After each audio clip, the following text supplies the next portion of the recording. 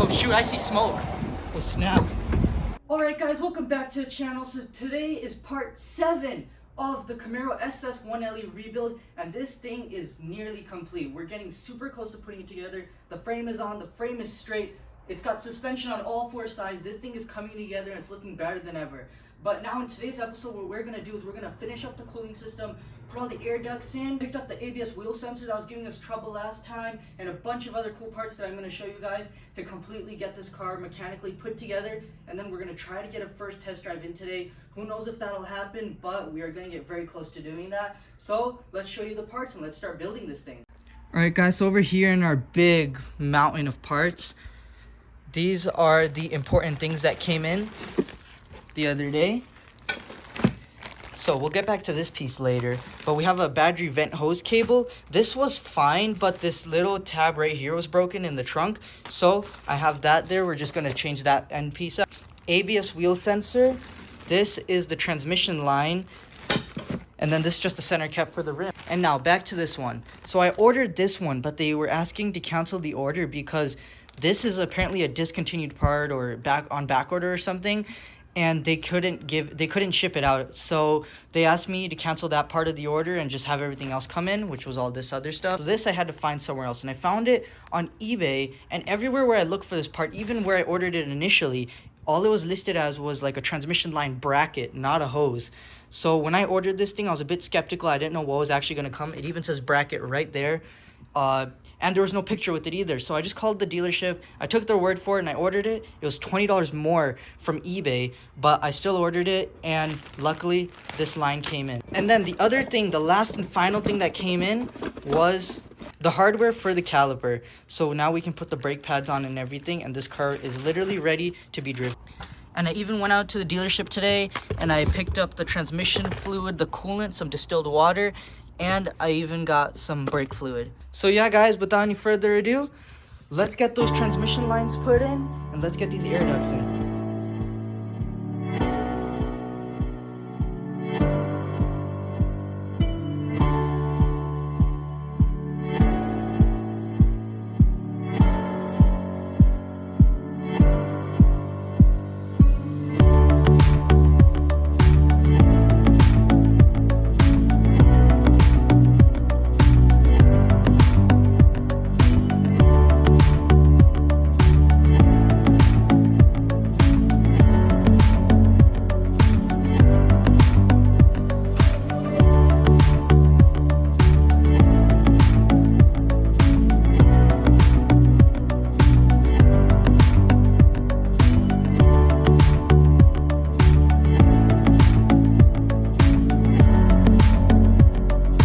Alright guys, I got all the ducts on and the whole cooling system set up.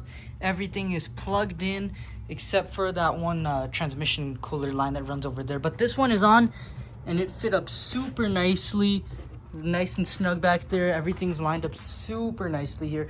It's just the one thing that was causing the most problem, which took the most time to fix, was these brackets connect the transmission cooler and the air ducts. The bracket was actually bent inwards a lot, so I had to bring them back out. So now they fit up really nicely on each side. Everything lines up super nice, sitting straight.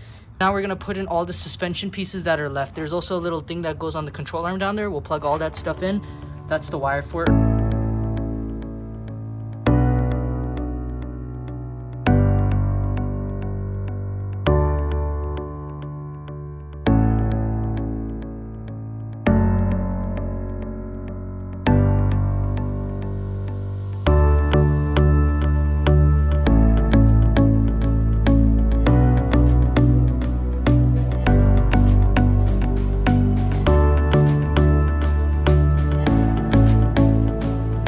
Alright guys, so I put all the stuff together on the suspension, but there's one issue happening here. For some reason, the caliper is sitting too far from the knuckle assembly. So the one thing I was able to figure out was that the gap on this side, it's about 2 fingers wide, but on the driver's side, it's about 1 finger wide. So the rotor is sticking out too far on the other side, causing the caliper not to bolt down correctly. So we're gonna have to look into that later, but let's move on. The whole entire radiator assembly is connected up 100%. So let's go ahead and throw this cover on right here and put the last transmission line in. So let's just snap these in real quick. All right, so that's in and it looks great. let's go under the car and put the last line in. All right, guys, so this line is in. It just connects from the transmission cooler, comes around here, loops around, and goes back into the radiator. Alright guys, so it is a couple days later now because we had to wait for a few parts for the car to come in, and now we have 100% of all the parts for this car, including the paint. So I'm going to show you guys all the cool stuff that we got, and then we're going to install them. But first things first, I did realize that we have the wrong rotor here when I was having fitment issues with that caliper. And then after I uploaded the previous video, part 6, some of you guys were actually able to catch that issue too. So that's pretty cool. So we got everything for the car. I had to order a lot of hoses because there's a coolant leak, but you have to order a bunch of hoses to get the one that I needed. I'll explain more on that later. And then we also got the cool headlights up there. So without any further ado, guys, let me show you all the leaks and stuff I found on the car, show you all the cool parts, and then let's put this new rotor and caliper in. So right over here, I kind of just have some duct tape on it because I was filling the car with a little bit of coolant to check for leaks to make sure everything was going in smoothly. Should have pressure tested it before, but I decided I was just going to put all the coolant in because we did fill the car with transmission fluid.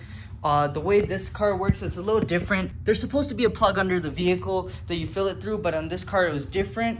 There was more of a technical procedure to fill that up. So while I did that, I also decided to do the coolant, and I discovered a leak right over here. I put a little bit of duct tape there so it wouldn't leak through too much, so we can save as much coolant as possible.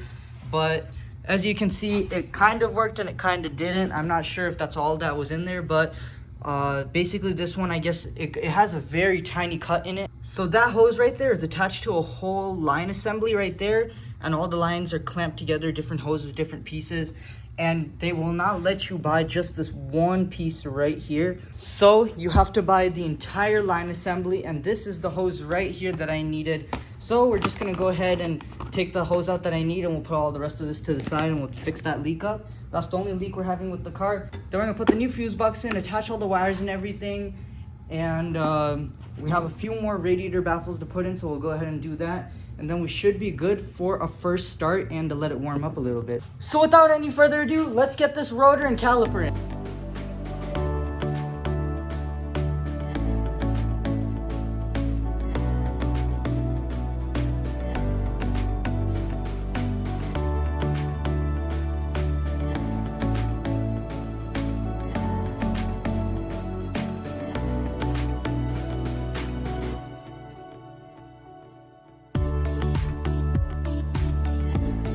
Alright guys, so we got the brand new suspension on. So you can see the caliper perfectly lines up with all of its bolt holes and everything. Everything's in, everything is as it should, smooth, everything rolls smoothly. And here is what was different. So you can see where the rotor sticks in more.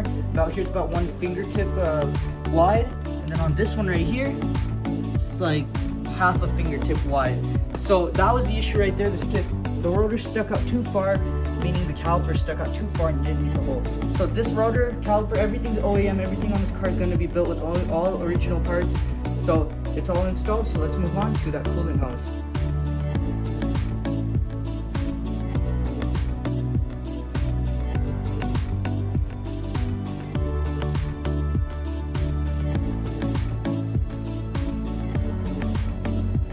Alright guys, so I ended up getting the hose out, and this was actually a lot harder than I thought. So luckily there is still a lot of coolant in the hose, so I'm glad that not too much of it got wasted. And then the other thing is that I had to undo this hose right here. That part of the hose goes to the auxiliary radiator right there. So I had to undo that to get some slack on it to bring it up enough because I couldn't get it from underneath. It was too tight of an area to fit the plier. So I had to do it from up here, and I kind of got creative, and luckily I got it out. So next up, I'm just going to take the hose out of this one and put it in, and I'll see you guys when that's done. Alright guys, so it was actually extremely hard to get that hose in, but it's fully replaced. And here is the old one. So right about here, there's the cut. So that's where it was leaking coolant from, and it's finally replaced. So now we're going to put in the brand new fuse box, connect all the fuses, grounds everything up, top it off with coolant, and there's also a nut that we have to put back there on the coolant reservoir. And we should be ready to start this car and let it warm up at idle and everything. Keep it running as long as we want because it'll have all the fluids in. So let's go ahead and put that fuse box in.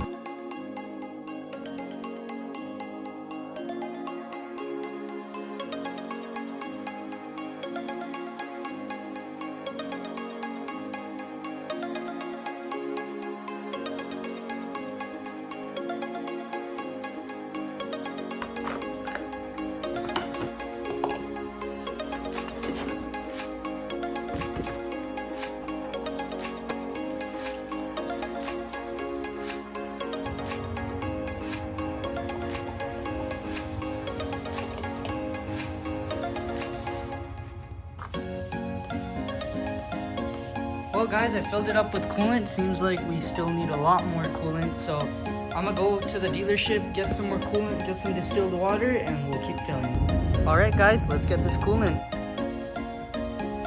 Alright guys, so I got the coolant in the tank now. It didn't need much. It'll probably go down after we start the car though.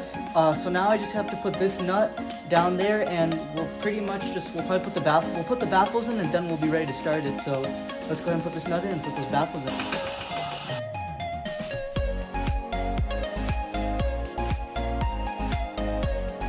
Alright guys, so the coolant's topped off. We got the nut on that.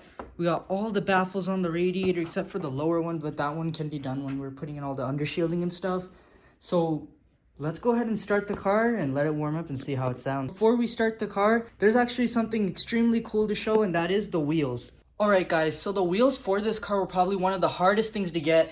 They were on back order for like 6 months already, and they're still on back order. I tried ordering them about 3 times, and they kept canceling all of my orders, saying that it's on back order and I have to wait until they're in stock. Basically, they couldn't just keep it on order until they arrived, so I had to go with a different route that was on eBay. But the thing is, with eBay, people aren't selling these wheels brand new, the ones that are OEM. So I could only find damaged rims on eBay, so I had to do the damaged rim route. And basically what happened is, first of all, I ended up saving a lot more money going this way. And the second thing is, they're OEM rims and they look 100% OEM. So check out these rims, guys. These look extremely great. Both of these were powder coated. This one right here was the one I got from eBay. This rim was curb rash pretty well. I'll pop a picture right here. And then this is the original one from this car for the driver's side. This one also is a little curb rash by the tow truck. So I went ahead and I got this one painted too. Of course, all the tires match. Michelin Pilot Sports. Amazing tires. Basically, I'll put this wheel up with that one so you guys can see the perfect match. Alright guys, check out that match. It's like perfect. It looks a little bit weird right now because it's missing the center cap and everything. But once I put these on the car, they're going to look amazing. But they got the finish, the satin finish and everything. They got that all spot on. They got the color spot on. It's amazing. So for this one, I'm going to put on the original TPMS cap. It looks like this. I'm going to put on the center cap too. And then for the passenger one, I reordered a center cap because it needed a new one.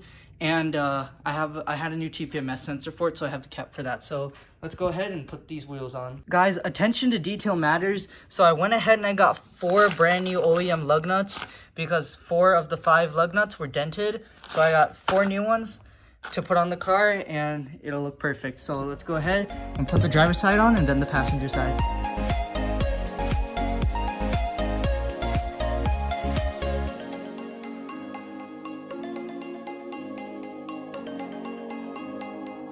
Look at how sick this car looks on all 4 wheels. That wheel alone just makes this car look so much better. And guys, these tires are really sticky. They're already picking up all sorts of stuff off the floor. Alright guys, this is getting really exciting. It's time to do the startup.